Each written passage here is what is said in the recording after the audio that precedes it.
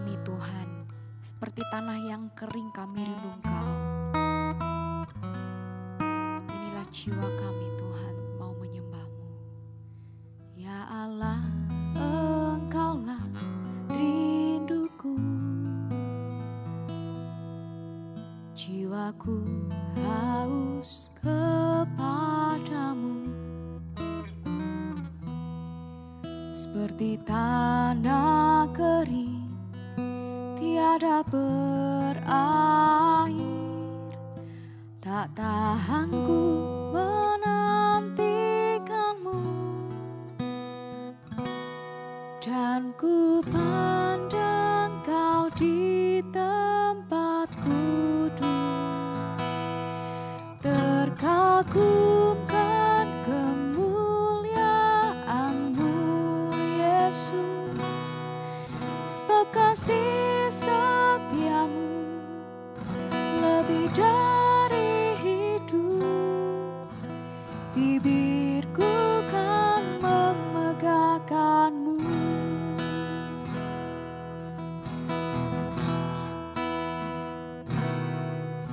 Ya Allah, Engkaulah rinduku.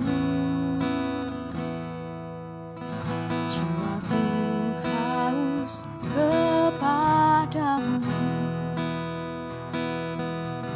seperti tanah kering tiada berair. Tak tahan ku menantikanmu, dan ku pandang Kau di tempat kudus. Terkagumkan kemuliaan-Mu Yesus, sebab kasih setia-Mu lebih dari hidup. Bibirku kan memegahkan-Mu, dan ku pandang Kau di tempat kudus. Terkagumkan kemuliaan-Mu Yesus, sebab kasih setia-Mu lebih dari hidup. Bibirku kan memegahkan-Mu.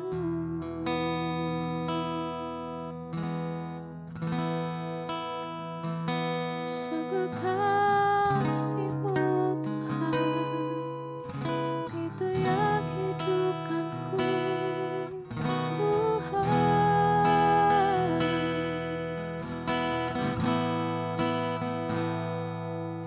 Kasih-Mu itu yang menghidupkanku Tuhan. Kau yang ku rindu, Kau yang ku rindu Tuhan. Penuhi hidupku, kuasai hidupku Tuhan.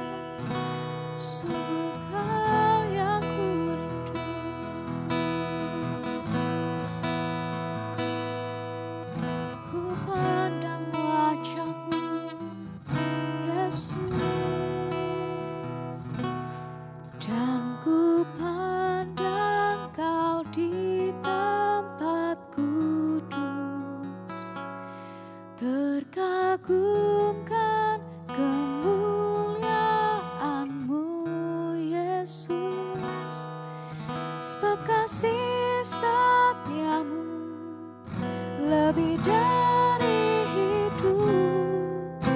Bibirku kan memegahkan-Mu, dan ku pandang Kau di tempat kudus, terkagumkan kemuliaan-Mu Yesus, sebab kasih setia-Mu lebih dari hidup. Bibirku kan memegahkan-Mu,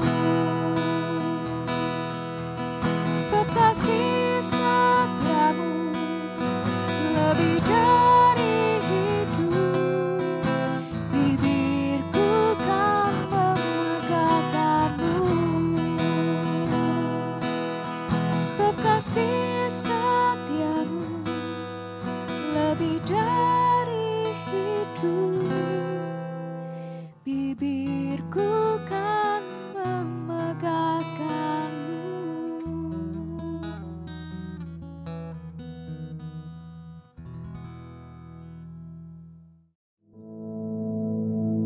Our Father, which art in heaven, hallowed be thy name.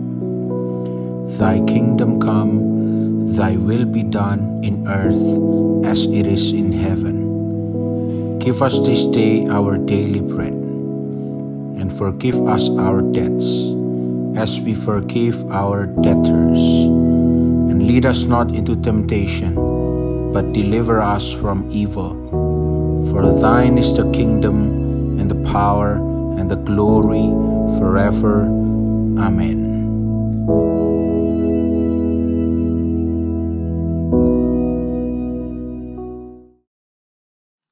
Shalom, selamat pagi Bapak Ibu Saudara. Pada pagi hari ini kita akan sama-sama merenungkan kebenaran firman Tuhan. Kita sadar secara naluriah, kita sebagai manusia itu pasti ingin selalu dipuji. Kita ingin selalu diperhatikan, bahkan kita ingin selalu diprioritaskan. Kita ingin selalu dihargai. Kita nggak mau direndahkan. Kita seperti memegang harga diri kita menjunjung tinggi harga diri kita nggak mau diremehkan, nggak mau disepelekan. Nah, karena itu manusia itu cenderung ada intensi untuk meninggikan diri, sulit untuk merendahkan hati. Nah, di zaman ini pasti kita akan sulit untuk menemukan orang-orang yang rendah hati.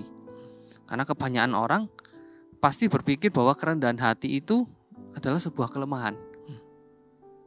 Dimana kalau kita memiliki kerendahan hati itu seperti gengsi kita akan turun.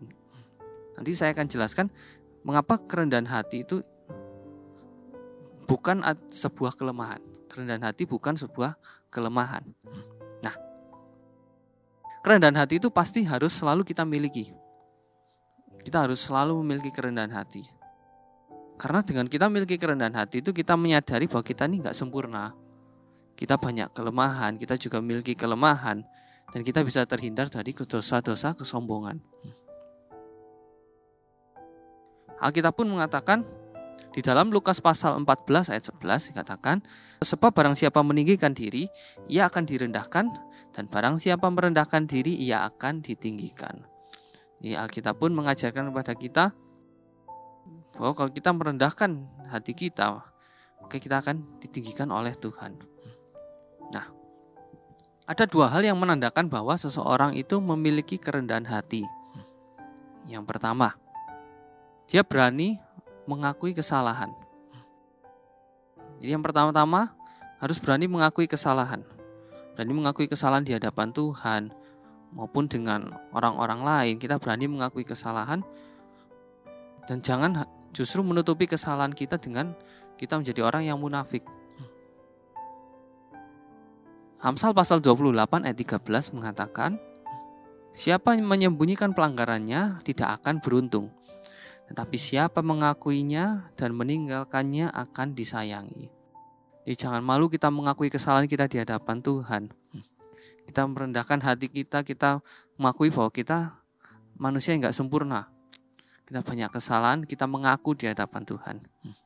Nah, dan yang kedua, tanda kalau seseorang itu memiliki kerendahan hati, yaitu dia mau belajar. Nah, mau belajar ini bukan hanya pendidikan formal ya, tetapi juga di dalam kehidupan sehari-hari. Maksudnya saat kita berinteraksi dengan orang lain, itu kita bisa memperoleh pelajaran yang berharga.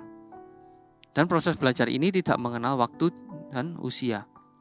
Misalnya, kalau kita bertemu dengan orang lain yang lebih ahli, atau bahkan di kasus yang tersulit itu, misalnya kita bertemu dengan junior kita, seorang yang baru memulai karirnya atau baru memulai kalau di bidang pelayanan, kita misalnya baru mulai bertemu dengan orang yang baru mulai pelayanan. Nah, apakah kita bisa dengan kerendahan hati kita bisa belajar dari dia? Misalnya kita tahu kalau anak-anak muda kan pasti dia lebih memahami teknologi, memahami perkembangan teknologi. Nah, kalau kita sebagai orang tua, apakah kita bisa dengan kerendahan hati kita mau belajar, kita mau bertanya tentang perkembangan teknologi itu? Apakah kita mau merendahkan hati kita untuk sama-sama kita belajar, untuk sama-sama ya tujuan kita untuk membangun pelayanan lebih baik dan tujuannya untuk memuliakan Tuhan. Dan menumbuhkan kerendahan hati ini mengharuskan kita untuk melepaskan kebutuhan kita untuk selalu benar. Kan kita sebagai manusia kita juga punya intensi untuk kita dianggap selalu benar.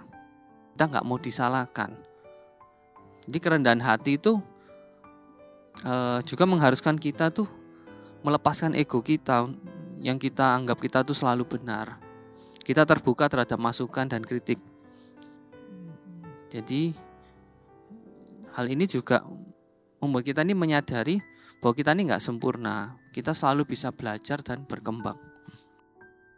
Rasul Paulus dalam Filipi 2 ayat 3 mengatakan, dengan tidak mencari kepentingan sendiri atau puji-pujian yang sia-sia, sebaliknya hendaklah dengan rendah hati yang seorang menganggap yang lain lebih utama daripada dirinya sendiri. Jadi kerendahan hati itu juga merupakan sikap di mana kita ini tidak memposisikan diri kita kita merasa lebih penting atau lebih benar dari orang lain.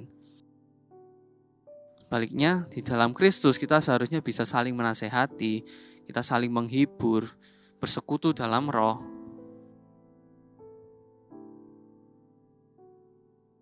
Rasa ingin dihargai, rasa ingin dipuji, itu bisa jadi awal dari kesombongan. Saya ulangi, rasa ingin dihargai dan rasa ingin dipuji itu bisa menjadi awal dari kesombongan kita. Nah, bagi anak-anak muda, ada sebuah kecenderungan yang harus diwaspadai. Kalau kita bicara tentang prestasi, mungkin anak-anak muda itu kita tuh ingin menunjukkan, kita ingin pembuktian kepada orang lain kalau kita bisa. Kita bisa melakukannya dengan kekuatan diri kita sendiri. Sehingga pada akhirnya kita menganggap orang lain itu sebagai kompetitor yang harus dikalahkan dengan cara apapun, dengan kemampuan yang kita miliki. Jadi misalnya kita kalau istilahnya anak muda tuh kita mau pembuktian, kita FOMO. Kita mau membuktikan kalau kita tuh lebih jago dari dia. Mungkin kalau ada di sosial media yang dikatakan misalnya di umur 25 saya sudah bisa membeli kendaraan saya sendiri. Nah, kemudian kita sebagai anak muda kita kayak ingin aku juga mau membuktikan diriku. Saya juga mau membuktikan diri saya bahwa saya juga bisa. Nah, di dalam kompetisi untuk menjadi yang terbaik itu, kita sering terperangkap dalam usaha itu kita ingin mendapatkan status, kita menonjolkan kemampuan, kekayaan kita, berusaha mendaki tangga sosial di sosial media, kita berusaha mendapatkan follower yang banyak sekali. Nah, dan kerendahan hati itu kita kesampingkan. Kita ingin pamer kemampuan yang tujuannya untuk memenuhi keinginan hati kita, memenuhi ego kita untuk kita ingin selalu dipuji. Dan kita melupakan bahwa seharusnya pencapaian itu adalah karena anugerah Tuhan. Kita melupakan bahwa yang kita capai, yang kita peroleh itu seharusnya untuk kemuliaan Tuhan. Jadi kalau kita terus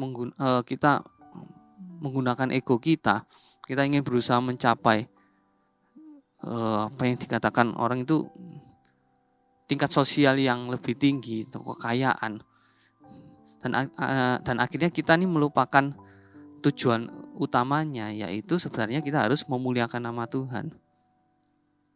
Nah, jadi karena kesombongan ini kita bisa menjadi orang-orang yang berusaha menjatuhkan orang lain agar kita sendiri yang ditonjolkan, kita sendiri yang dianggap penting. Nah, jadi Rasul Paulus mengajarkan kepada jemaat di Filipi agar tidak egois,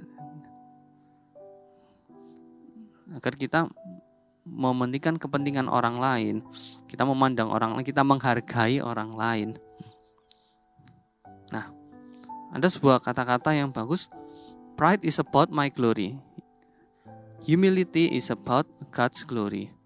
Jadi keakuan kita itu tentang kemuliaan untuk kita sendiri.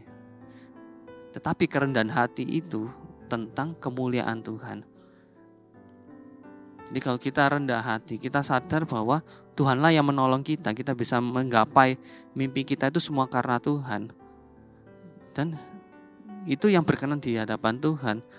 Jadi kita sadar bahwa semua yang kita capai itu untuk kemuliaan Tuhan. Jadi memberikan pengakuan kepada Tuhan setiap kali kita memperoleh kesempatan, kita memperoleh mimpi-mimpi kita, itu kita mengakui bahwa itu semua karena Tuhan. Nah, dalam Alkitab kita bisa meneladani Tuhan Yesus tentang kerendahan hati ini.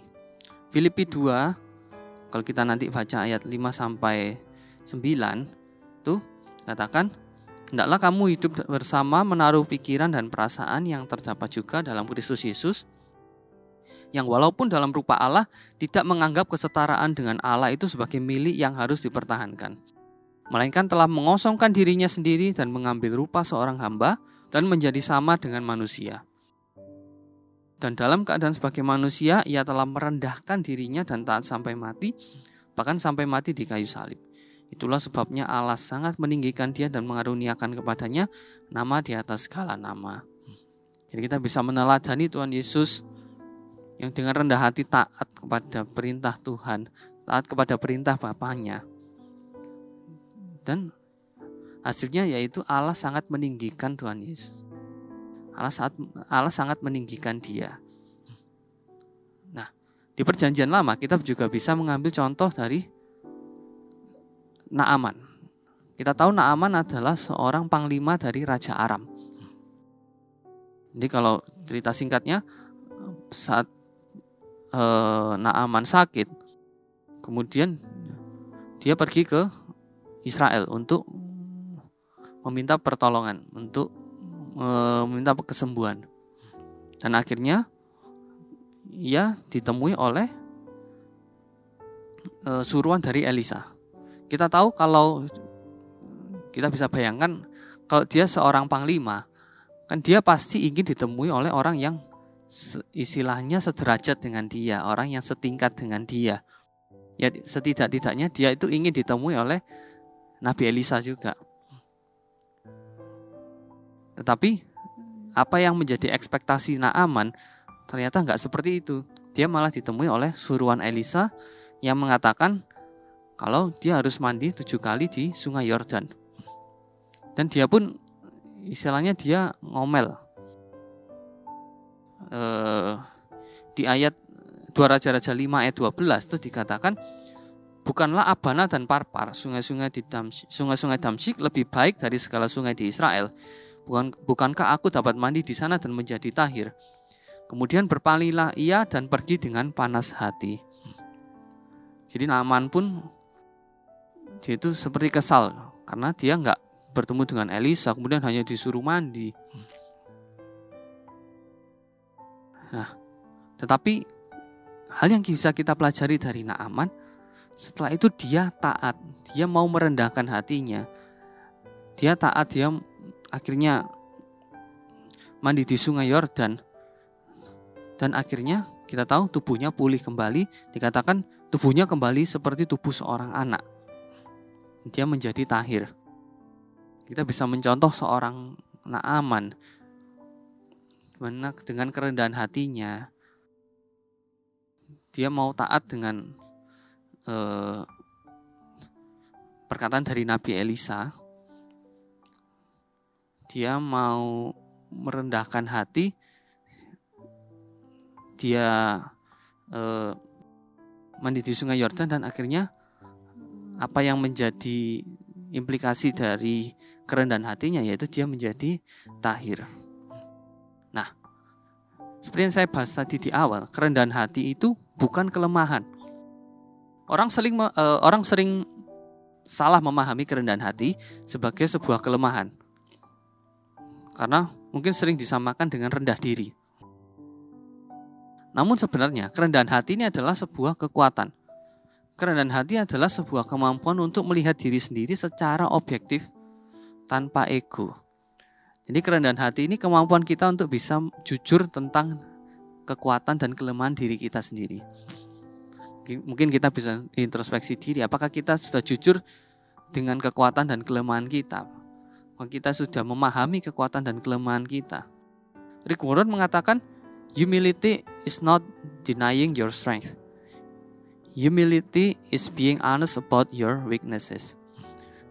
Kerendahan hati itu tidak menyangkal kekuatan atau kelebihan kita. Kerendahan hati itu tentang jujur akan kelemahan kita. Jadi dengan kerendahan hati ini kita menjadi seorang yang otentik. Kita menjadi seorang yang asli, apa adanya. Dengan rendah hati itu kita bisa lebih berempati dengan orang lain. Karena kita sama-sama tahu, kita ini ya sama-sama orang berdosa yang dibenarkan oleh Allah. Kita nggak memandang diri kita tuh lebih dari orang lain. Kita tidak memandang diri kita lebih benar dari orang lain. Tapi kita menganggap diri kita dengan orang lain tuh ya sama-sama orang berdosa yang dibenarkan oleh Allah. Ya kita bisa lebih berempati dengan orang lain, memandang mereka sebagai manusia, bukan sebagai objek atau hambatan. Selain itu, kerendahan hati itu memungkinkan kita untuk terbuka terhadap ide-ide dan perspektif yang baru. Juga kerendahan hati ini merupakan kekuatan karakter yang memungkinkan seseorang jujur terhadap kemampuannya dan keterbatasannya tanpa perlu merendahkan orang lain, tanpa perlu menyombongkan diri. Meskipun kerendahan hati ini pada awalnya terlihat sebagai sebuah kelemahan, namun sebenarnya kerendahan hati adalah kekuatan yang sejati. Mereka yang rendah hati itu mampu mengakui bahwa mereka itu tidak mengetahui segala sesuatu. Mereka tidak tahu segala sesuatu karena kita tahu kita manusia yang terbatas. Dan mereka tahu bahwa mereka membutuhkan bantuan. Dan yang paling penting mereka tidak menghalangi ego mereka untuk melakukan hal yang benar. Maksudnya seperti ini. Misalnya kita seorang senior dan kita berinteraksi dengan junior kita. Nah, kita tahu junior kita ini lebih menguasai sebuah bidang A. Nah, kita sebagai senior, kalau kita tetap mempertahankan ego kita mempertahankan kesombongan kita nggak mau rendah hati. Kemudian kita misalnya dihadapkan kepada sebuah masalah yang membutuhkan kemampuan dari junior kita. Dan kalau kita tetap mempertahankan ego kita kan pasti akan malas bertanya kepada junior kita. Karena kita beranggapan kalau kita bertanya ke junior kita, maka kita seperti mengekspos kelemahan kita. Kita mengekspos ketidaktahuan kita. Nah, itu ada hal yang keliru. Padahal kita tahu, kalau kita bisa bertanya ke junior kita yang paham di bidang A, maka pasti ada pemecahan permasalahan. Nah, ego kita yang menghalangi kita untuk berbuat benar. Dan kerendahan hati itulah yang bisa menyingkirkan ego kita. Kita menahan ego kita. Kita mau bertanya kepada junior kita. Kita mengakui bahwa kita punya kelemahan. Kita bertanya kepada junior kita tentang bidang A. Nah, itu yang akhirnya bisa membuat pemecahan permasalahan. Nah, jadi kerendahan hati ini kita harus terus belajar untuk kita terus bisa memiliki kerendahan hati ini. Kita belajar menerima diri kita apa adanya. Kita belajar mengakui kita mempunyai kelebihan dan juga kita mempunyai kelemahan. Kita menjadi diri kita yang otentik, yang apa adanya. Dan kita bisa menghargai orang lain. Kita sama-sama sadar bahwa kita juga orang berdosa yang dibenarkan oleh Allah. Jadi, alangkah bahagianya kalau kita dengan orang-orang lain kita sama-sama memiliki kerendahan hati. Kerendahan hati itu yang bisa membuat unity di dalam sebuah kelompok. Karena kalau sama-sama orang di dalam sebuah kelompok itu menonjolkan egonya sendiri, maka ya pasti tidak akan berjalan dengan baik kelompok itu. Tapi kerendahan hati itu yang bisa membuat kesatuan. Karena di dalam kerendahan hati kita mau sama-sama belajar di proses. Kita tidak meninggikan diri kita, kita sama-sama mau mengembangkan diri. Nah, seperti itu. Jadi kerendahan hati bukanlah sebuah kelemahan. Tapi kerendahan hati adalah kekuatan yang luar biasa yang bisa kita gunakan untuk kita terus belajar. Sebuah kekuatan untuk kita mengakui bahwa Tuhan yang berkuasa. Kita mengakui bahwa kita ini manusia yang lemah, manusia yang butuh Tuhan. Karena kalau kita terjebak dalam kesombongan kita, maka kita akan menjadi manusia yang merasa tidak butuh Tuhan lagi. Nah, oleh karena itu, tetaplah memiliki kerendahan hati, tetaplah memiliki pengakuan bahwa Tuhan yang berdaulat, bahwa kita nggak bisa hidup tanpa Tuhan, kita butuh Tuhan di dalam setiap segi kehidupan kita. Nah, mari kita berdoa.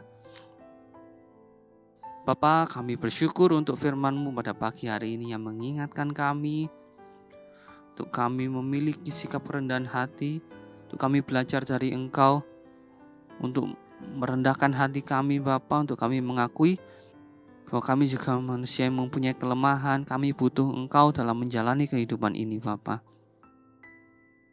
Biar kami terus memiliki kerendahan hati, ya kami bisa melihat orang-orang lain dengan penuh kasih, sama seperti Engkau melihat kami Bapa. Terima kasih Bapa, terima kasih. Kami sangat bersyukur, kami memiliki Engkau Allah yang begitu baik. Engkau yang memberkati setiap kami. Jadikan apapun yang kami kerjakan, semuanya berhasil, berikan kesehatan yang terbaik bagi kami. Terima kasih Bapa, terima kasih. Engkau Allah yang sangat baik. Allah yang tidak pernah meninggalkan kami. Kau selalu besertai kami Bapa. Terima kasih Bapa, terima kasih. Dalam nama Tuhan Yesus kami telah berdoa. Amin. Selamat pagi dan Tuhan Yesus memberkati.